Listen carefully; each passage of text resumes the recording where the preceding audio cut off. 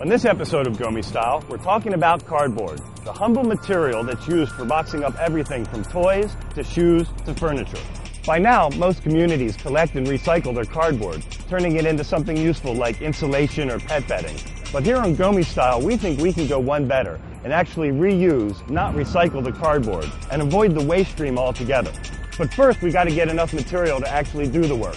So we're here at San Francisco's Recycle Central to get some of the material before it gets recycled.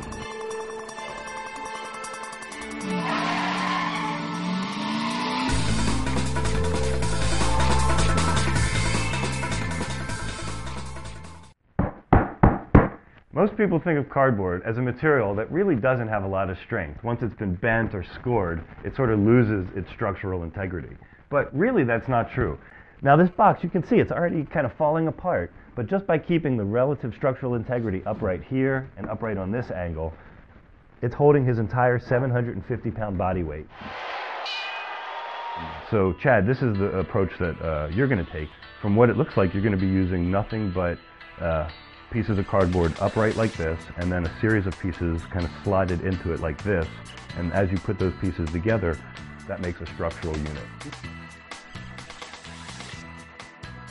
So now we're making another chair here using cardboard that's much more raw and scrappy, and the pieces don't match so much. So we're going to use a technique that kind of compensates for that and still makes something structural even though the pieces are pretty sloppy. What we're going to end up with is a kind of lounge chair that looks something like this. Low to the ground, comfortable, something that you wouldn't mind sitting in to watch a movie or play video games. We'll see how far we get. But what's interesting is that chair is actually being compressed together because there's a hole drilled through each piece. There's a long threaded rod through that hole, and then there's just a washer and a nut on either end, compressing all that cardboard together. All right, Charlie, I found this cheap piece of pressed board from the back of a bookshelf, and this is just strong enough to make a template that we can reuse over and over again. We've got a nice smooth line for the seating area. We've got 3 precision drilled holes. Those threaded rods will go through that hole, hold each piece in line, and that compression will hold all those pieces together. It'll be as strong as a piece of wood.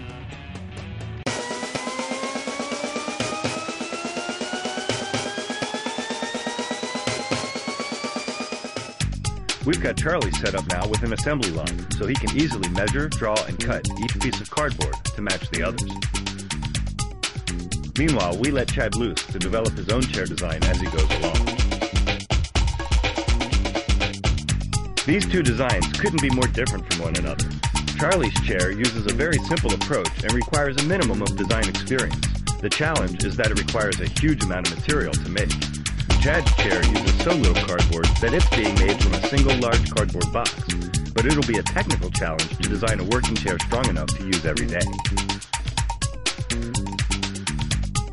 This project is a great example not of recycling, but of reuse. Recycling would involve taking this material to a processing plant, where it gets shredded, broken down, and remanufactured into insulation and other products. But here on Gomi Style, we feel it's always better to reuse a material and keep it out of the waste stream altogether.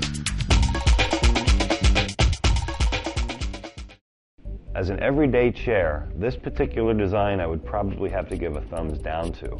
Like we suspected, this back leg having no support on it at all is a little bit flimsy. But this was a good experiment. We tried a design that we just pretty much made up on the spot, and it really only took us a couple of hours of labor to figure out if the design works. I would say we're mostly there, and with just a couple of modifications, this design would be rock solid. You can see that you've got a piece going this way and a piece going this way. What you're really missing is that third component of a piece going this way on each of the legs. And that way these legs would then become very independently strong and structural, whereas right now they still have a tendency to be flexible. All in all, our experiments were pretty interesting. We learned a couple of things. One, from this lounge chair that we made, we learned that when you compress cardboard together, it becomes extremely strong, rigid, and structural. So I think we should make 1 or 2 more chairs like this, maybe even an ottoman, or even turn it into a couch. But the next reuse project for the game room is a coffee table or some end tables, and I think the perfect material for that would be some found steel pipe and some other scrounged materials. Stay tuned for that project next.